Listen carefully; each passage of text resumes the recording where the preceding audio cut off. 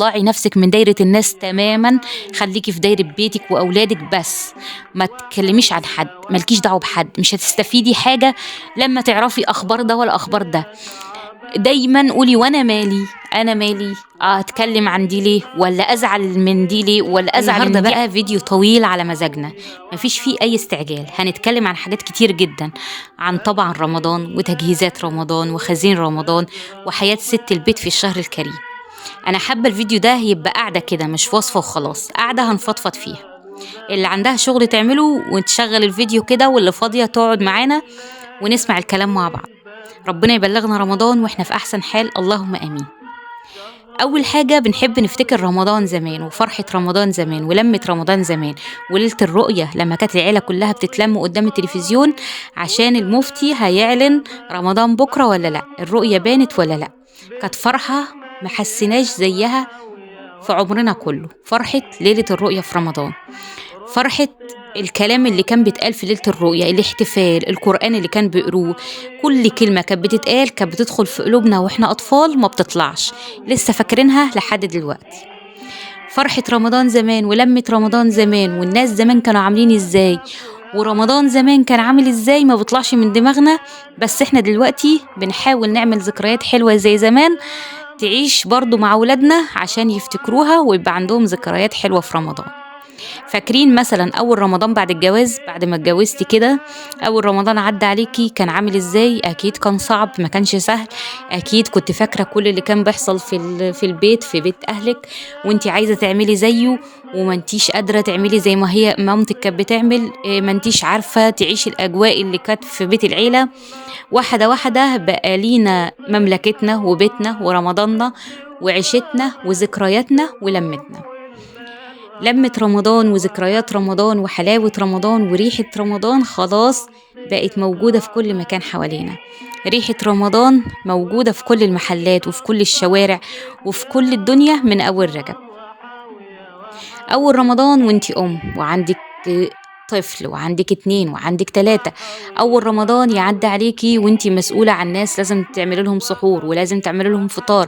كنا بنتدلع والسحور بتعمل لينا والفطار بتعمل لينا ونقول ده حلو وده وحش. دلوقتي بقينا احنا اللي مسؤولين عن كل حاجة، بقينا احنا من دلوقتي بنفكر في الحاجات اللي هنخزنها والخضار اللي هنخزنه والفاكهة اللي هنخزنها وهنعمل ايه وهنوفر ايه وهنعمل ايه في هدوم العيد عشان ما نزنوش نفسنا في رمضان، وعمالين نعمل حصادات ووصفات وتوفير، وكل ده هيبقى ان شاء الله ذكريات حلوة لأولادنا لما يفتكروها. بقينا مسؤولين وبقى مسؤول مننا عيلة وأولاد، بقينا مسؤولين عن أرواح بتصوم، بقينا مسؤولين مش بس كنا عايشين أحلى لحظات في رمضان بس كده ذكريات حلوة وخلاص بتعدي علينا. دلوقتي بقينا احنا مسؤولين عن صنع الذكريات دي، بقينا مسؤولين عن ان احنا نعمل ذكريات زي اللي كانت بتتعمل لنا زمان. اللهم بلغنا رمضان واحنا في احسن حال، اللهم بلغنا رمضان واحنا بصحة وعافية، اللهم بلغنا رمضان واحنا في لمتنا الحلوة، اللهم امين. رمضان زمان مش كان أبسط، بس كنا حاسين بالبركة. احنا كنا بنقول ان هو أبسط، لا كان عادي، بس احنا كنا حاسين فيه بالبركة.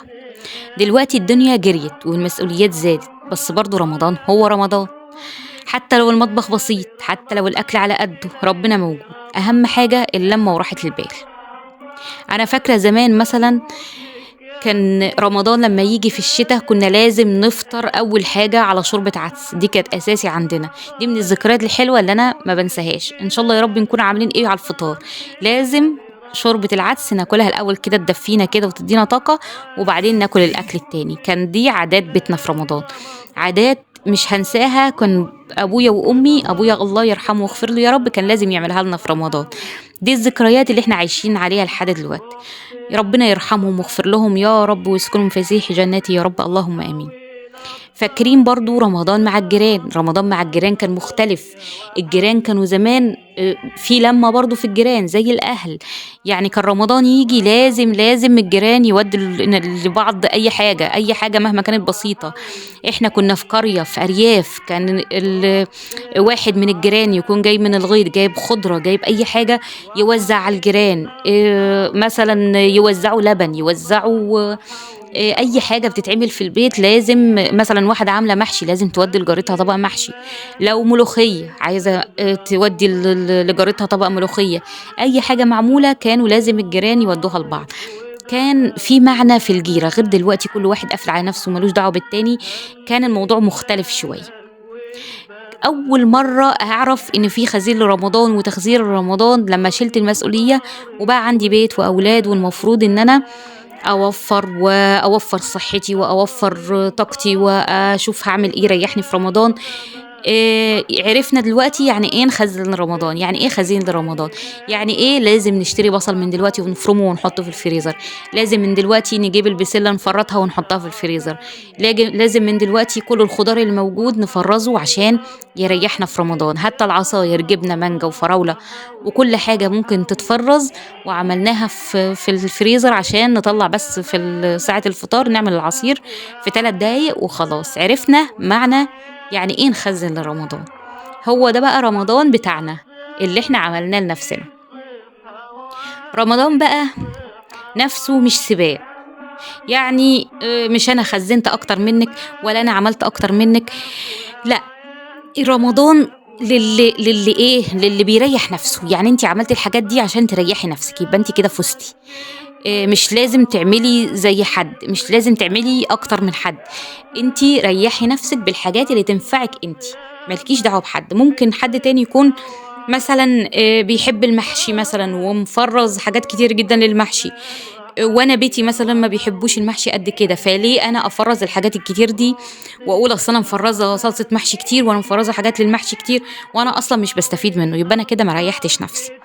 يبقى رمضان في راحتِك أنتِ، مش أنتِ عملتِ أكتر من مين ولا مين خزّن أكتر من مين. لو مطبخِك صغير، لو إمكانياتِك محدودة، ربنا مش هيحاسبِك، إحنا بنعمل اللي نقدر عليه والباقي على ربنا. إحنا بندخل في موجة كده من التحدي والعصبية والإرهاق لمّا بنلاقي الضغط علينا من كل ناحية، من الناس حوالينا، من المعارف، من الأصدقاء، من النت، من الفيس، دي خزّنت إيه، دي عملت إيه، دي سوِّت إيه وأنا لسه ما عملتش حاجة، فبتحسّي نَفْسِك مرهقة وعصبية وضاغطة على نَفْسِك، ليه أنا مش زي الناس دي، ليه أنا ما عملتش الحاجات دي، فبترهقي نَفْسِك زيادة، بس المطلوب منِّك إنِّك تريّحي نَفْسِك مش ترهقي نَفْسِك. أول حاجة خزين رمضان مش لازم نعمله كله مرة واحدة، إحنا بادئين فيه من زمان زي ما إحنا قايلين، النهارده هاجهّز كذا وأعينها لرمضان، وبكرة هاجهّز كذا وأعينه لرمضان، يا دوب هياخد منّي نُص ساعة وأعينها لرمضان عشان ما اتعبش، خزين رمضان عندي بصل وصلصة وخضرة وخضار وفراخ وتتبيلات، تتبيلات الفراخ اللي قُلنا عليها والحاجات دي كلّها حاجات بنفرّزها ونعينها لرمضان، هو ده خزين رمضان اللي بيريّحنا. كل واحدة على حسب بيتها، أنا مثلًا باحب إن أنا أفرّز فراخ عشان باحب الفراخ في الأكل، غيري مش ما بيحبش ياكل فراخ، بيخزّنوا لحوم مثلًا، وفي واحدة بتحب تخزّن بَط وحمام وحاجات زي كده، في ناس ما بياكلوش الحاجات دي أصلًا، فأنتِ فرّزي على حساب بيتِك، على حسب بيتِك، خزّني على حسب بيتِك واحتياجات بيتِك. ليه إحنا بنفرّز الحاجات دي؟ يعني ليه إحنا مثلًا بنفرّز الصلصة، أهم حاجة عندي في رمضان، أنتِ عارفة في رمضان بنبقى مرهقين قد إيه ومش قادرين نُقف وعايزين نوفّر وقت للعبادة وللصلاة وللقيام والحاجات دي، فتلاقي أنتِ وأنتِ بتعملي الفطار لسه هتطلّعي طماطم وتغسليها وتقطّعيها وتفرميها وتصفّيها عشان تطبخي، ده كُلّه أنتِ وفّرتيه بكيس الصلصة اللي أنتِ عاملاه وحاطاه في الفريزر، بتطلّعيه في خطوة واحدة بتحطيه على الخضار برضه اللي أنتِ مفرّزاه وخلاص الموضوع انتهى. ما بتُقفيش كتير في رمضان، ليه أنا باعمل التفريزات؟ عشان راحتي، عشان أقدر أفرّغ نفسي للعبادة، مش كسل ولا أي حاجة، بس أنا باعمله عشان راحتي أنا، أنا باعمل كل حاجة عشان أرتاح وأقدر أقف وأتعبّد وأصلّي وما أضيّعش رمضان.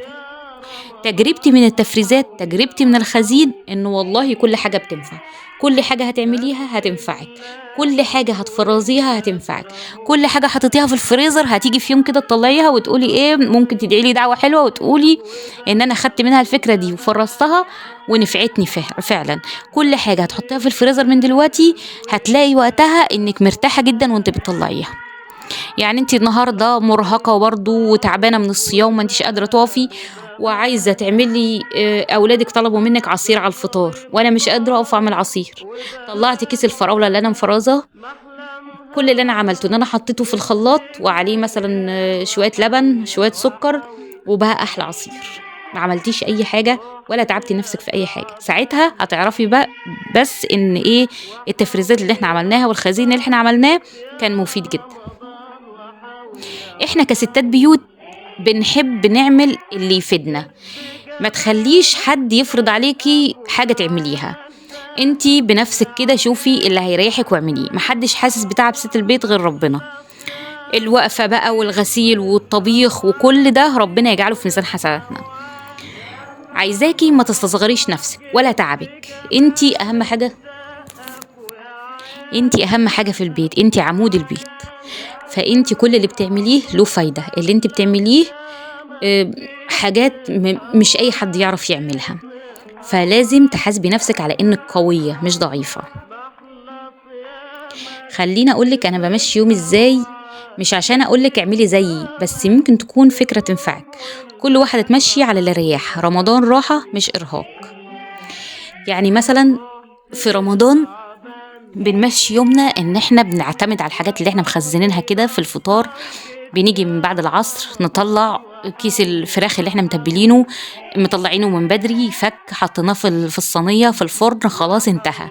بنعمل مثلا الخضار اللي احنا مفرزينه، بنطلع كيس الخضار نحطه في الحله، عليه حته البصله، عليه الطماطم اللي احنا مخزنينها، خلاص الخضار اتعمل. بتعملي شويه رز شويه سلطه، الموضوع ما خدش معاكي وقفه نص ساعه. ده نظام يومي في رمضان في الاكل وفي الشرب. بتحسي بقى بعد الفطار ان انتي لسه بطاقتك، بتحسي ان انتي لسه عندك طاقة تصلي وتقومي وتعملي كل اللي مطلوب منك، مش تقفي طول النهار في المطبخ من الظهر لحد المغرب تشيلي دي وتحطي دي وتعملي دي. بتحسي في اخر اليوم انك عايزة تحطي راسك وتنامي، ولا بقى صلاة ولا عبادة ولا. بتحسي فعلا ان اليوم ضاع منك، وساعتها هتحسي انك خسرانة. فمن دلوقتي كده حاولي ان رمضان يعد عليكي راحة مش ارهاق. ربنا يجعل رمضان علينا وعليكم شهر خير. انا في الفيديو ده عايزه احسسك ان انتي مش لوحدك، كلنا ستات بيوت، كلنا علينا ضغط، كلنا عندنا مذاكرات، كلنا عندنا امتحانات، كلنا عندنا حاجات كتير مطلوبه مننا. مش لازم نبقى مثاليين في كل حاجه. اعملي على قدك وعلى قد مجهودك وعلى قد راحتك عشان تبقي مرتاحه ومش مرهقه. خلي كده رمضان يعدي عليكي براحه وطمأنينه وروقان بال. انا عايزه رمضان السنه دي يبقى مختلف، واحنا عيله مع بعض كده، فكرنا مع بعض وريحنا بعض وعملنا حاجات حلوه تريحنا في رمضان. عايزه رمضان السنه دي ان شاء الله يبقى مختلف علينا، من حيث ايه ان الاكلات اللي احنا عاملينها نكون عارفين بالظبط. قبل رمضان هنعمل منيو كبير متنوع في اكلات كتير، تاخدي منه كده 30 اكله ينفعوك في رمضان، تبقي صاحيه كل يوم كده عارفه ان الاكل اللي انت هتعمليه كذا كذا كذا، ومجهزه كل حاجه في الفريزر، وفي ثواني خلاص الاكل اتعمل. عايزين نعمل جدول عبادات كده. هنعمل مثلا صلاتنا، هنصلي الفرض والسنن، وبعد صلاة الفرض هنقرأ قد ايه قرآن بالظبط. بعد العشاء هنصلي القيام، بالليل هنصلي التهجد.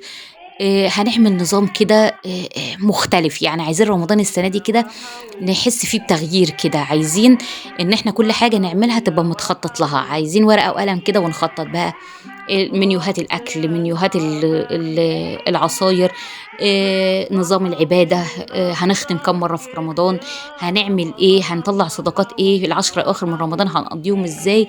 عايزين رمضان السنة دي نبقى مرتبين له كل خطوة وكل ثانية. عايزين رمضان السنة دي ما يعديش علينا زي أي رمضان كده، يا عالم هيجي علينا تاني ولا لا. أول حاجة عايزينها ننسى التلفزيون خالص، ننسى المسلسلات اللي مالية النت، مش التلفزيون بس، مالية الفيس ومالية كل حاجة.